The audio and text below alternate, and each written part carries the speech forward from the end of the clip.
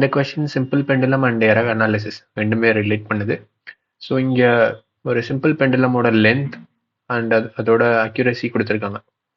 So L வந்து 20 centimetre and delta L 2 millimetre.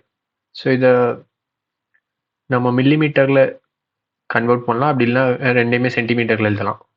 So length சென்டிமீட்டரில் இருக்குது. இப்போ இந்த எரர் நான் சென்டிமீட்டரில் எழுதணும்னா 0.2 சென்டிமீட்டர் எழுதலாம். ஓகே. ஸோ அடுத்து time period for 50 oscillations is 40 second with 1 resolution accuracy. அப்போ டைம் ஃபார் 1 oscillation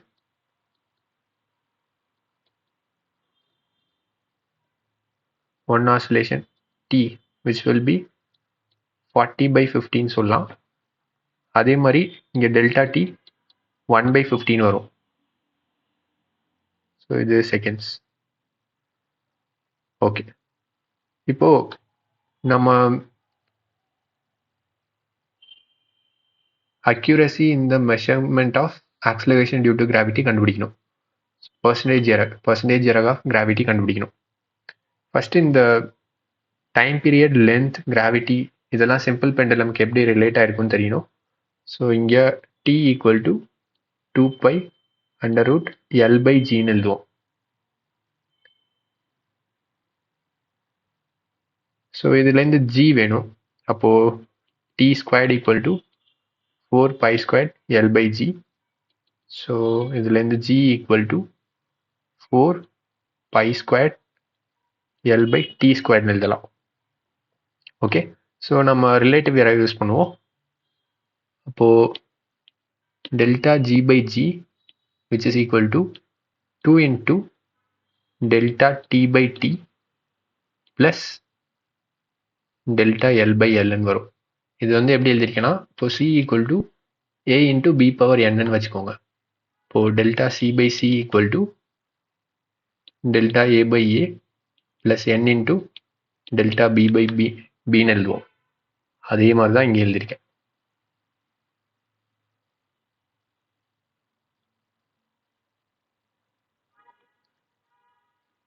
ஸோ இங்கே சப்ஸ்டியூட் பண்ணுவோம்.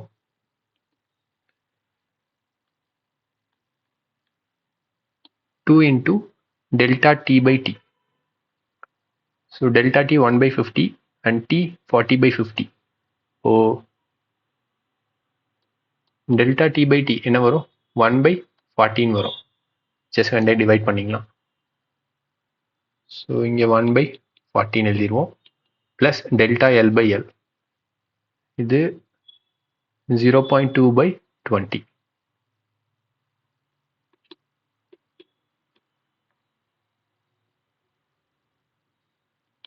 ஸோ என்ன வருதுன்னு பார்ப்போம். 1/20 plus 0.2/20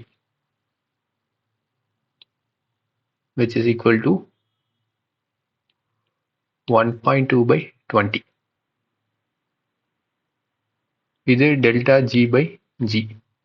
இங்கே வந்து பர்சன்டேஜ் கேட்டிருக்காங்க, பர்சன்டேஜ் எரர். ஸோ அப்போ delta g/g percentage which is equal to 1.2 into 100/20. So இது 5 வரும். 5 into 1.2 6%. ஓ இங்கே percentage error in finding gravity is 6%. என்னோட வேல்யூ 6.